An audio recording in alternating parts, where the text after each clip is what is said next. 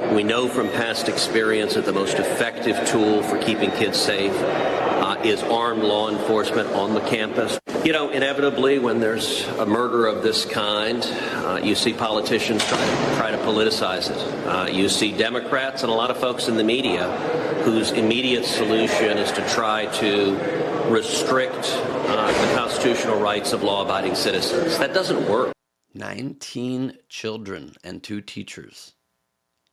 Little children, 7 to 10-year-old children, murdered by an 18-year-old who just bought assault weapons on his 18th birthday. And the party that pretends to be pro-life continues to do nothing to save the lives of children they want to force women to have. Children murdered at school so Trump and Governor Abbott and Ted Cruz can run to speak at the NRA convention this weekend, where they will be banning guns to protect the lawmakers who refuse to protect defenseless children. Murdered so that Ted Cruz can keep cooking bacon on his gun during campaign stops. 27 school shootings in America this year so far, 212 mass shootings overall, and it's just May. What a shining city on the hill we are. Shining from the lights from all the emergency vehicles speeding to another American massacre. Just a bit too late to stop it. Of course we need to stop saying thoughts and prayers, but we also need to stop saying, this time we need to do something. Because what? What are we going to do? What specifically? And you know who's most to blame here? Democrats. Because we all know the Republicans in power don't care if all of us common people die. They don't care if our children die. That's how they roll. That's how they vote and who they accept money from. But the Democrats are to blame this time because they still have no coherent plan. They have no comprehensive, common sense, impossible to argue gun reform plan that they are all in agreement on still, and they have no strategy for how to get it passed.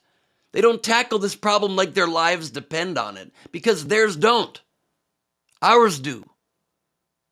They have security and are thousands of times safer than anywhere we common people go. So they have no urgency, so they don't truly care. Tweeting is not enough, leaders. Giving one speech is not enough. Do whatever it takes to get something major passed. Stay just sitting on the floor of Congress. But not for one night, not for show. Do it until it passes. Go down in history. And I mean, how is it even possible that our president, Joe Biden, who's been in power for hundreds of years, since before guns were invented, and he still doesn't have a plan? Still? His speech was moving. Great. But it was still all generalities. When are you going to take action, you asked? How about when you suggest a plan of action? How do you not have that ready to go so you can finally make this problem better? Where in God's name is our backbone, you asked? Where in God's name is your backbone? You are the president. The sad speech everyone expects does nothing. Zero. Get something big done. Don't let more of us die. Don't let more children die. Let this be your legacy. Let this one be the last straw. Use your political capital to get this done. Screw your decorum. Screw your politeness to those who stand in your way constantly. Get it done. And to all the gun people who love to play dress up in their tactical gear, grow up. Enough of this childish and insane gun culture in America. If these guns are truly just to protect and defend yourself, then stop glorifying them. Stop posing with them for your Christmas cards like a bunch of idiots. Head-to-toe camouflage and your don't tread on me hats. We're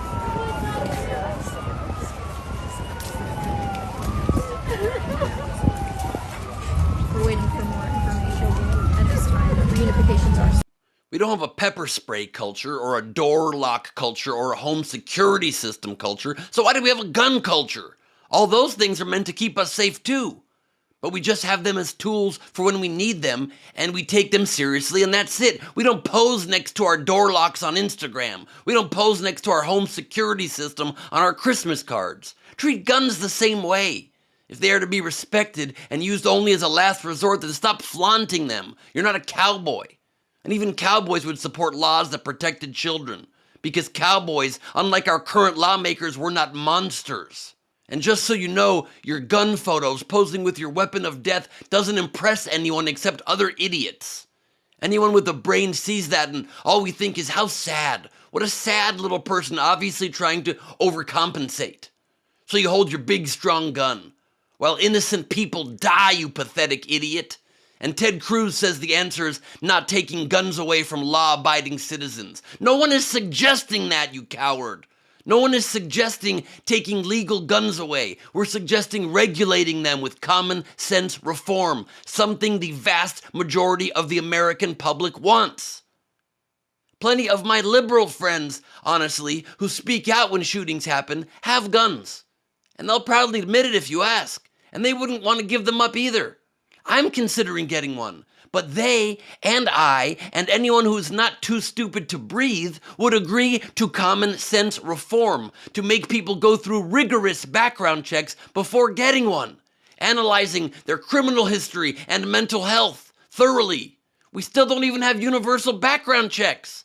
Anyone who's not a monster would agree to close all loopholes so all sales are finally registered, because loopholes are easy to shoot through. Let's make people simply prove they're responsible enough and serious enough to own a gun. And if you disagree with that, then you just proved you're not responsible enough to own a gun. Why would anybody be against a legit waiting period? If you need a gun right now, that's the exact reason you should be made to wait. You shouldn't be able to get a gun faster than you can get toilet paper on Amazon Prime. And if you object to keeping guns from a crazy person, that just means you're a crazy person, so we're not going to take your opinion on this one. We should train people on their use as well. It shouldn't be easier to get a gun than a driver's license, because obviously. And we should limit the size of magazines to at least slow these murderers down during mass shootings. Is that something we can do? And we need to reinstitute the assault weapons ban. You can still keep your guns for protection and hunting, but if you need an assault weapon to hunt, you're a terrible hunter, and you should work on your skills. And we should obviously pass red flag laws that enable people to temporarily get guns removed from people close to them who are showing signs of violence or are making threats. These are effective, common sense ways to save lives, and you still get to keep your guns. No matter what smarmy Ted Cruz says, because he doesn't want to lose his NRA donations or his fresh-cooked gun bacon. Texas's Governor Abbott, when announcing the news of this tragedy in his tragedy of a state, couldn't even look up or speak from the heart because he doesn't have one. Mr. Romas, the shooter, he himself is deceased. Stammering and stumbling like he's learning to read. What a pathetic excuse for a leader. He said it was incomprehensible, just because he's not smart enough to comprehend such an obvious cause and effect. We have like 1.3 guns for every person in America, 400 million guns. But he said he was sad. His words mean nothing. Everyone says sad words right after a mass shooting. It's what you say and do the rest of the time. And Governor Abbott said this in the past, tweeting, "I'm embarrassed Texas, #2 in nation for new gun purchases behind California. Let's pick up the pace, Texans." And he tagged the NRA. Now I see why he couldn't look up. He didn't want us to see his guilty face. Ted Cruz said Democrats want to take away your constitutional rights. What a liar. We can protect our gun rights while also protecting our right to not be deprived of our lives while at the supermarket, and our children's right to not be killed at school.